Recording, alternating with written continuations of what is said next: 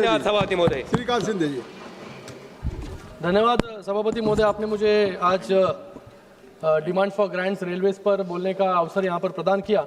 मैं सबसे पहले तो हमारे देश के प्रधानमंत्री नरेंद्र मोदी जी और हमारे रेल मंत्री, इन दोनों का बहुत बहुत धन्यवाद अदा करता हूँ और रेल राज्य मंत्री जी का भी धन्यवाद अदा करता हूँ कि 2014 के पहले की रेल की परिस्थिति और 2014 के बाद की रेल की परिस्थिति आज पूरा देश यहाँ पर देख रहा है और महसूस कर रहा है। आज हमारा भारतीय रेलवे एक नए स्वर्णिम युग में प्रवेश कर रहा है। एक आम हिंदुस्तानी के लिए ट्रेन का सफर कोई मामूली बात नहीं है।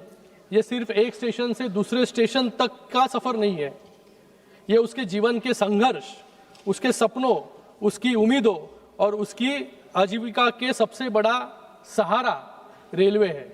क्योंकि मैं जहां से आता हूं, कल्याण लोकसभा से, वहां पर हर रोज लाखों रेल प्रवासी लोकल रेल से अपना सफर करते हैं।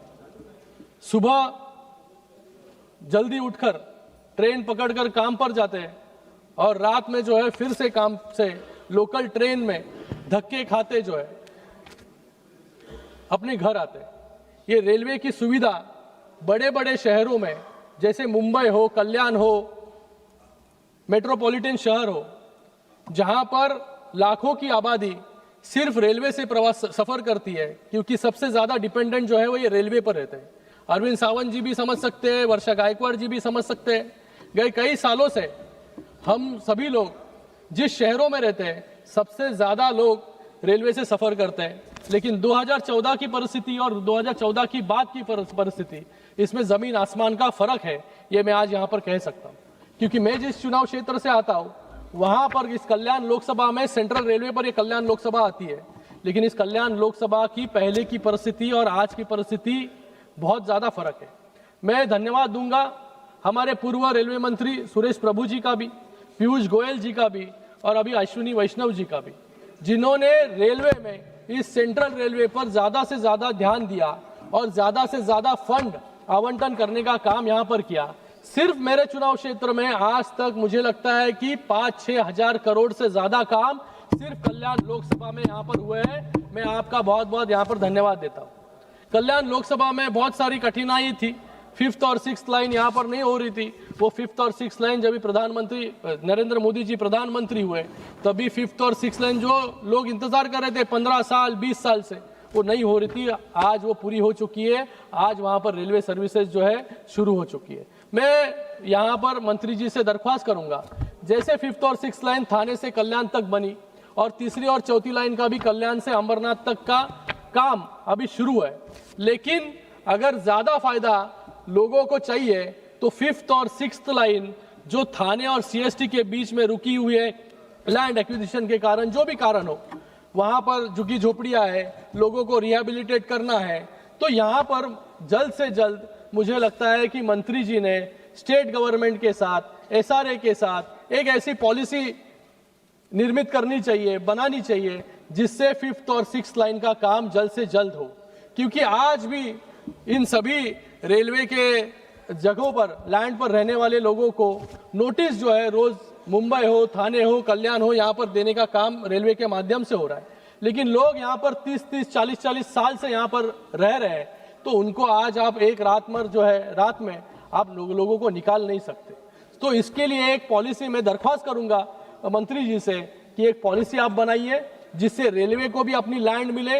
रेलवे के जो प्रोजेक्ट्स इतने सालों से प्रलंबित है, वो रेलवे के प्रलंबित प्रोजेक्ट जो है वो जल्द से जल्द पूरे हो। उसी के साथ में अरे तुम्ही नंतर बोला ना,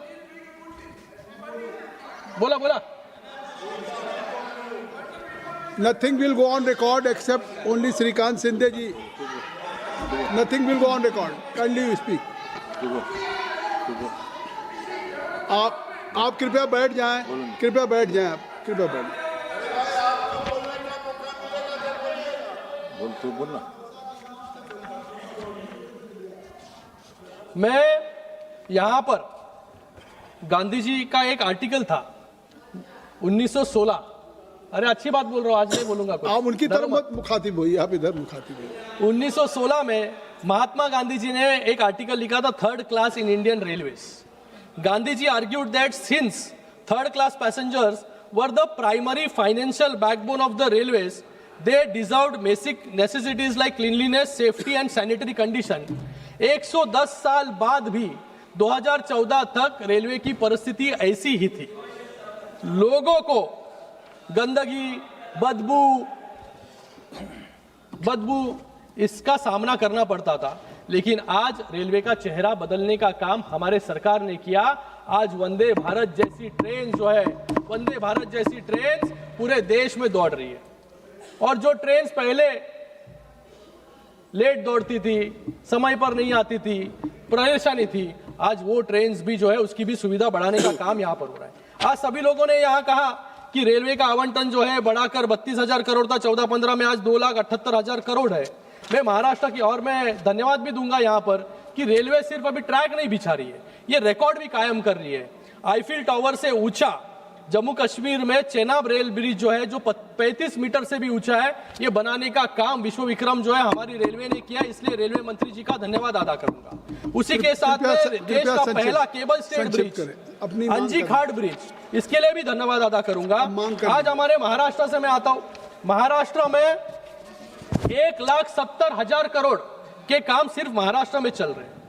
हमेशा 2009 से 2014 तक सिर्फ 1,000 करोड़ का आवंटन होता था। आज 2026-27 में 23,000 करोड़ का आवंटन सिर्फ महाराष्ट्र में हो रहा है, इसके लिए भी धन्यवाद अदा करूंगा। मैं यहां पर धन्यवाद अदा करूंगा कि मेरे कॉन्स्टिट्यूएंसी में कल्याण यार्ड रीमॉडलिंग जो सबसे महत्वपूर्ण योजना है, 800 करोड़ रुपया का आवंटन जो है रेल मंत्री जी ने यहाँ पर किया है, इसके लिए भी धन्यवाद अदा करूंगा। मैं यहाँ पर सर हो गया, डिमांड्स पे रखें। अब कृपया बुलेट ट्रेन, मेरे चुनाव क्षेत्र में बुलेट ट्रेन भी है, मेरे चुनाव क्षेत्र में डीएफसीसी कॉरिडोर भी है। ये डीएफसीसी कॉरिडोर पूरे देश के लिए महत्वपूर्ण है, क्योंकि आज सर खत्म कर रहा हूं, आज जो लोकल ट्रेन दौड़ रही है मुंबई से करजत तक, वहां पर गुड्स ट्रेन भी दौड़ती है। जब ये डीएफसीसी पूरी हो जाएगी तो गुड्स ट्रेन के जो 2 ट्रैक है वो खाली हो जाएंगे और लोकल ट्रेन की संख्या जो है बढ़ने में मदद होगी। इसलिए डीएफसीसी का जल्द से जल्द पूरा होना, खत्म कर रहा हूं सर, डीएफसीसी का जल्द से जल्द पूरा होना बहुत जरूरी है, जो अति गति से जो है काम चल रहा है। पहले की सरकारों ने डीएफसीसी का काम रोकने का काम यहां पर कोशिश की, लेकिन तब भी महाराष्ट्र में 100% लैंड एक्विजिशन जो है डीएफसीसी कॉरिडोर का हो चुका है। मैं आज धन्यवाद दूंगा Mumbai Pune high speed corridor के लिए, Pune Hyderabad high speed corridor के लिए। आज मुंबई से पुणे पहुंचने के लिए 3 घंटे लगते हैं, ये हाई स्पीड कॉरिडोर होने के बाद सिर्फ 48 मिनट जो है लोगों को लगेंगे। मैं आज यहाँ पर कुछ निवेदन करूंगा सर 2 मिनट में, मेरे चुनाव क्षेत्र को लेकर। मेरे चुनाव क्षेत्र में ज्यादा से ज्यादा लोग, 80% जो लोग जो है ये रेलवे से सफर करते हैं। सर मेरा आपसे दरख्वास्त है कि जल्द से जल्द सभी ट्रेन जो है 15 कोच के किए जाए, सभी प्लेटफॉर्म्स की लंबाई जो है बढ़ाई जाए। उसी के साथ में दीवा सीएसटी लोकल शुरू की जाए, भोपाल वसई जी की फ्रीक्वेंसी है जो बढ़ाई जाए। कलवा ऐरोली एलिवेटेड, ये बहुत ही महत्वपूर्ण प्रकल्प है, ये प्रकल्प शुरू है लेकिन धीमे गति से शुरू है, जल्द से जल्द ये प्रकल्प जो है पूरा किया जाए। सर खत्म कर रहा हूं। फिर उसी के साथ में सर हर स्टेशनों पर मराठी साहित्य का स्टॉल लगाया जाए, ये भी यहाँ पर मैं आपसे निवेदन करूंगा। कोंकण रेलवे जो अरविंद सावंत जी ने, 1 मिनट, कोंकण रेलवे जो अरविंद सावंत जी ने कल मुद्दा उठाया था कि उसकी डबलिंग हो जाए, इसकी भी मांग यहाँ पर करता हूं मैं कि कोंकण रेलवे की डबलिंग जल्द से जल्द जो है हो जाए। फिर बाद में दीवा और कल्याण, मेरे चुनाव क्षेत्र में कोंकण में रहने वाले ज्यादा से ज्यादा लोग हैं, तो कोंकण रेलवे की संख्या, फ्रीक्वेंसी भी वहां पर बढ़ाई जाए, इसके लिए भी मैं आपसे दरख्वास्त करूंगा। मेरे चुनाव सर खत्म, last line sir, last senior citizen और पत्रकारों का जो सुविधा थी बंद की गई थी, उसको जल्द से जल्द शुरू कर दिया जाए। धन्यवाद। और अंत में सर, अंत में एक कविता के माध्यम से खत्म करना चाहूंगा। मैं फिर से एक बार प्रधानमंत्री नरेंद्र मोदी जी का और अश्विनी वैष्णव जी का बहुत बहुत धन्यवाद अदा करता हूं कि उनकी बारीक लक्ष्य जो है मेरे चुनाव क्षेत्र में है, उसके लिए धन्यवाद। दशकों से ठहरी रेल को विकास की पहचान बना दिया, आम आदमी के सफर को सुगम और आसान बना दिया। असुविधा के बोझ तले जो कल तक लड़खड़ाती थी, उसी रेलवे को हमने भारत की शान बना दिया। धन्यवाद। बहुत बहुत धन्यवाद, आपने मुझे मौका दिया बोलने का। क्या कहना? शायद एक मिनट।